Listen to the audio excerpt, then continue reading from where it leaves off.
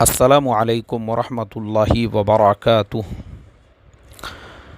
محترم بھائیوں، بزرگوں، دوستوں، افغانستان ایک ایسا ملک جو بالکل ایشیا اور یورپ دونوں کے بالکل بیچوں بیچ ایک ایسا ملک ہے۔ اگر وہاں کے حکمران اپنے ملک کو صحیح سے ڈیولپ کرتے، اس کو پوری دنیا کے لیے ایک سینٹر بناتے، جیسے سنگاپور بھی ایشیا کے اندر ایک ایسا سینٹر بنا ہوا ہے جہاں سے بہت سارے پانی کے جہاز گزرتے ہیں، تو انہوں نے اپنے آپ کو جو سینٹر بنایا، وہ سینٹر بنانے کی وجہ سے آج وہاں کی جو اکانومی ہے، وہاں کی جو معیشت ہے، وہ 7ویں آسمان کے اوپر ہے۔ اس کے کمپیریزن میں افغانستان کو دیکھیں گے تو وہ دنیا کا سب سے پچھڑا ہوا ملک، یعنی وہاں کا پاسپورٹ جو ہے دنیا میں سب سے آخری درجے میں آتا ہے۔ اس کے علاوہ غربت ہے، اس کے علاوہ افلاس ہے، اس کے علاوہ الٹریسی ہے، اس کے علاوہ جہالت ہے، اس کے علاوہ جو ہے کسی قسم کا جو بیسک انفراسٹرکچر وہاں پہ ہونا چاہیے وہ بالکل بھی نہیں ہے۔ کیا ریزن ہے اس کا؟ اس کا ریزن ہے ملک کے اندر کی جو خانہ جنگی ہے، جس کو بہت سارے لوگ جہاد کا نام دیتے ہیں، حالانکہ میں اس کو بالکل جہاد سے خارج کرتا ہوں۔ جہاد ایک بہت اونچے درجے کی چیز ہے، اعلیٰ درجے کی چیز ہے، اور جو وقت کا بادشاہ ہوتا ہے، حکمران ہوتا ہے، وہ اس کے بارے میں طے کرتا ہے، نہ کہ یہ کہ قبائلی جو لڑائیاں ہیں، قبائلی لڑائیاں، ان قبائلی لڑائیوں کو کوئی جہاد کا نام دے دے، جس کی وجہ سے انہوں نے پورے ملک کو کھنڈر بنا دیا ہوا ہے، پورے ملک کو۔ آج افغانستان کے اندر جو حالات ہے، یہ صرف قبائلی لڑائیوں کی وجہ سے ہے۔ اللہ حفاظت فرمائے میرے محترم دوستوں، اور ہمارے خاص طور پہ وہ نوجوان، کیونکہ دیکھو یہ سارے میسیجز جو میں آج کل دے رہا ہوں، جہاد کے نام پر جن لوگوں نے پورے اپنے اپنے ملکوں کو برباد کر دیا ہوا ہے، پہلے ان کی حقیقت کو سمجھو، پہلے ان کی حقیقت کو جانو۔ اور یہ سب میرا بتانے کا مقصد یہی ہے، ہمارے نوجوان چوکنا رہے۔ ہماری قوم، جو بہت سارے لوگ رہتے ہیں دنیا کے دیگر دوسرے ممالک کے اندر، لیکن ان کو وہاں کا گراؤنڈ لیول ہی نہیں پتہ ہوتا ہے، زمینی لیول ہی نہیں پتہ ہوتا ہے کہ زمینی حقیقت وہاں پہ کیا ہے۔ اور جب زمینی حقیقت پتہ نہیں ہے، وہاں کا گراؤنڈ لیول پتہ نہیں ہے، تو زبردستی ہم یہ تمام چیزوں کو ایسا سمجھتے ہیں کہ نہیں یہ تو اللہ کے راستے میں لڑنے والے ہیں، جبکہ ان کا اور اللہ کے راستے کا دور دور تک کوئی سوال نہیں پیدا ہوتا۔ اللہ کے راستے میں لڑنے والے مدرسے کے طلباء کے اوپر کبھی بھی اٹیک نہیں کریں گے، اور اللہ کے راستے میں لڑنے والے اپنے ہی ملک کے معصوم لوگوں کی جانوں کے دشمن نہیں بنیں گے، اور اللہ کے راستے میں لڑنے والے کبھی بھی قبائل کے نام پر دنگے اور فسادات اور زمین کے اندر خون خرابہ کبھی بھی نہیں پھیلائیں گے۔ وہاں کے حالات ایسے ہیں، جو قبائلی دشمنیاں ہیں، قبائلی دشمنیاں۔ صرف میں آپ کو ایک واقعہ سناتا ہوں، جو ایک اخبار کی ویب سائٹ کے اوپر میں نے پڑھا۔ گزشتہ سال رمضان میں، یعنی یہ رمضان نہیں، پچھلا جو رمضان تھا، پچھلے رمضان کے اندر وہاں کی ایک مسجد کے اندر لوگ نماز پڑھ رہے ہیں، اور نماز کے وقت میں مسجد کے اندر ایک گدھا داخل ہو گیا، گدھا گھس گیا، کیونکہ مسجد کا جو احاطہ تھا وہ بالکل کھلا ہوا تھا۔ اب وہ گدھا مسجد کے احاطے کے اندر پہنچ گیا، تو نماز کے بعد میں ایک صاحب نے دیکھے کہ گدھا مسجد میں داخل ہو گیا ہے، ان کو بہت غصہ آیا،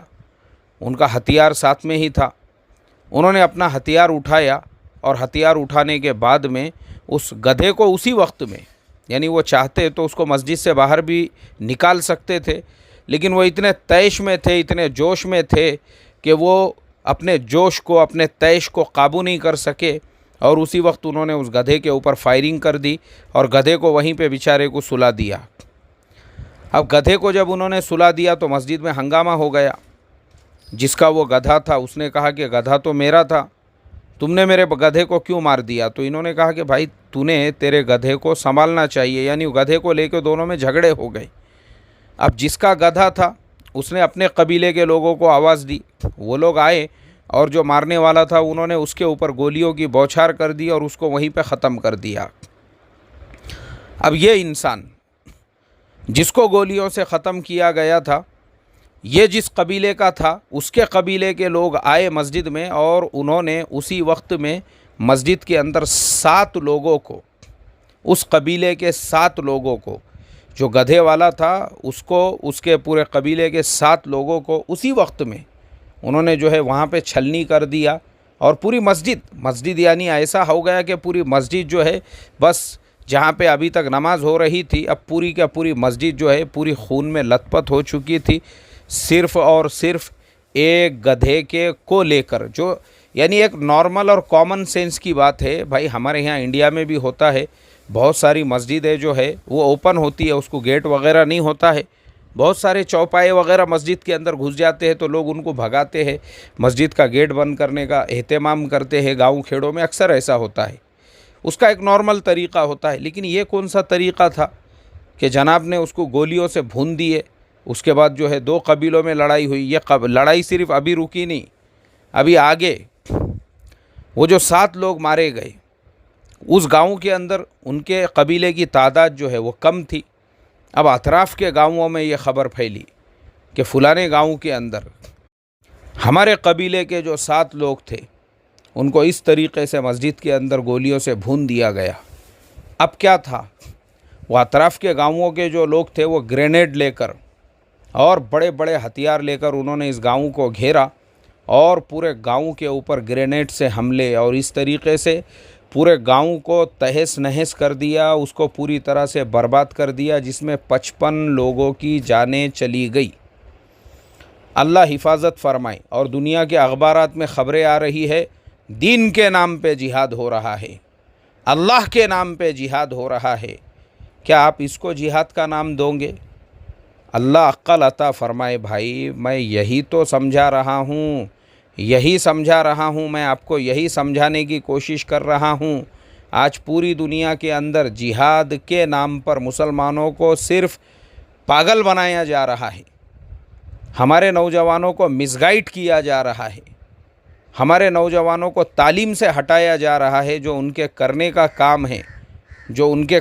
کام ہے۔ اسی لیے انڈیا کے جیسے ملکوں کے اندر بھی جو مسلمانوں کے ساتھ میں پمچر پتروں کا جو ٹیگ لگا ہوا ہے، جو ہم کو ٹویٹر کے اوپر، سوشل میڈیا کے اوپر برا لگتا ہے، مجھے بھی برا لگتا ہے، اور میں نے جب یہ جملہ بولا آپ کو بھی بہت برا لگا ہوگا، لیکن ریزن ہے نا اس کا ریزن یہی ہے کہ جو ہمارے کرنے کے کام ہے، ہمارے بچوں نے اپنے ایجوکیشن پہ پورا دھیان دینا چاہیے، اپنے ڈیولپمنٹ پہ دھیان دینا چاہیے کہ میں 10 سال پہلے بھی جو چھوٹا موٹا کام کرتا تھا آج بھی میں وہی کام کر رہا ہوں۔ جیسے مثال کے طور پر ایک آدمی 10 سال پہلے بھی اگر رکشہ چلا رہا تھا، آج بھی وہ رکشہ چلا رہا ہے، تو کیا اس کی آنے والی ساری نسلیں وہ رکشہ ہی چلائیں گی؟ اور اکثر ہوتا ہے ایسا، اکثر ہوتا بھی ہے ایسا، ابا جان بھی رکشہ چلا رہے تھے تو بیٹا بھی چلا رہا ہے، اب پوتروں کے بھی اوپر۔ مجھے آپ بتاؤ، کیا ہم اپنی لائف کو سیریس نہیں لے سکتے کہ میرے باپ نے رکشہ چلایا ہے، انشاءاللہ میں رکشہ نہیں چلاؤں گا، میرے بیٹوں کو میں رکشے والا نہیں بناؤں گا، یا میں میرے بیٹوں کو کوئی اچھی فیلڈ میں، حالانکہ رکشہ چلانا کوئی عیب کی بات نہیں ہے، لیکن کب تک، مجھے بتاؤ نا آپ، کب تک؟ اللہ حفاظت فرمائے۔ یہ سوچنے کی بات ہے، اور یہ سب باتیں کیونکہ ہماری لائف کا جو ہے نا ایک بہت بڑا حصہ فضولیات کے اندر، فضولیات میں، سوشل میڈیا پہ ہمارے نوجوانوں کی بڑی تعداد 24 گھنٹے وہ ایکٹیو رہتی ہے، اور اس طرح کی باتیں ہمارے مجلسوں کا، ہمارے چبوتروں کا، ہمارے کالج میں پڑھنے والے بچوں کا ایک عنوان، ایک موضوع بنی ہوئی ہوتی ہے۔ افغانستان میں ایسا ہو گیا ہے، اور ماشاءاللہ دیکھو وہاں پہ اسلام کے واسطے کیسی لڑائیاں ہو رہی ہے۔ غلط بات ہے، یہ بالکل سراسر میں سرے سے ریجیکٹ کرتا ہوں۔ کوئی اسلام سے دور دور تک ان کا تعلق نہیں ہے، قبائلی لوگ ہیں، وہ اپنے قبائل کے ورچسو کو، ہمارا قبیلہ بڑا، اسی لیے ارے انہی لوگوں نے یہ جو میں نے ابھی بتایا، صرف مسجد میں گدھا گھسنے کی وجہ سے پورا گاؤں برباد کر دیے انہوں نے آپس میں۔ اور پورے ملک کی حالت دیکھو آپ جا کے، جو میں نے بتایا دنیا کا سب سے پچھڑا ہوا ملک، نہ برابر سے وہاں ہاسپٹلس ہے، نہ وہاں پہ اسکولس ہے، نہ لوگوں کو وہاں پہ کھانے کے لیے ہے، نہ لوگوں کا لائف اسٹائل ہے، نہ لوگوں کے پاس میں انفراسٹرکچر ہے، کچھ نہیں ہے وہاں پہ۔ ایسے ہی لوگوں نے ان کو تعلیم سے دور رکھا، جو میں نے پہلے بتایا کہ افریقہ کے بہت سارے ملکوں میں آج بھی اسکول کالجز اس لیے نہیں ہیں، وہاں کی گورنمنٹیں نہیں چاہتی ہمارے ملک کے لوگوں نے زیادہ پڑھنا، اگر وہ پڑھے لکھیں گے تو ایک دم ہائی ٹیک بن جائیں گے وہ۔ جا کر دیکھو آپ افغانستان کے اندر اور یہی لوگوں نے، یہ جو قبائلی لڑائیاں لڑنے والے ہیں، انہوں نے ہی آپس میں، احمد شاہ مسعود جن کو گولیوں سے بھون دیا گیا، وہ کوئی باہر کے دور سے آئے ہوئے لوگ نہیں تھے، وہاں کے ہی لوگ تھے۔ ان کے بعد میں بھی اگر آپ دیکھیں گے نجیب اللہ ہے، اور اس کے علاوہ بہت بڑی تعداد ہے یہ ویسی ایسے لوگوں کی، وہاں پر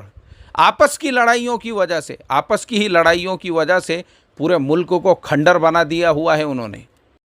پوری دنیا میں سب سے زیادہ جو لوگ اپنے ملک سے نکالے گئے، جو ملک بدر ہو گئے، جن کو اپنا ملک چھوڑنا پڑا اور دوسرے ملکوں میں جا کے رہ رہے ہیں، وہ روہنگیا مسلمان نہیں ہیں، پہلے نمبر پہ افغانستان کے مسلمان ہیں۔ لاکھوں کی تعداد میں پشاور شہر کے اندر ایسی پوری ان کی بستیاں ہیں۔ وہ تو چلو اچھا ہے کہ پڑوس کے ملک نے ان کو اپنے یہاں پہ پناہ دی ہوئی ہے، ورنہ آپ بتاؤ مجھے کہاں جاتے تھے وہ؟ دنیا میں سب سے زیادہ ملک پورا اجاڑ دیے، پورا برباد کر دیے، بیچاروں کو جو ہے دوسرے ملکوں میں جا کے پناہ لینا پڑ رہی ہے۔ یہ رشید خان ہے نا، رشید خان جو IPL کے اندر حیدرآباد ٹیم کی طرف سے جو بالنگ ڈالتے ہیں، وہ رشید خان بھی اسی کیمپ میں، اسی جھوپڑے میں، اسی میں رہتے تھے پشاور کے اندر، جو وہاں سے ہجرت کر کے یہاں آئے تھے۔ اللہ حفاظت فرمائے اور ہم کو سمجھ عطا فرمائے،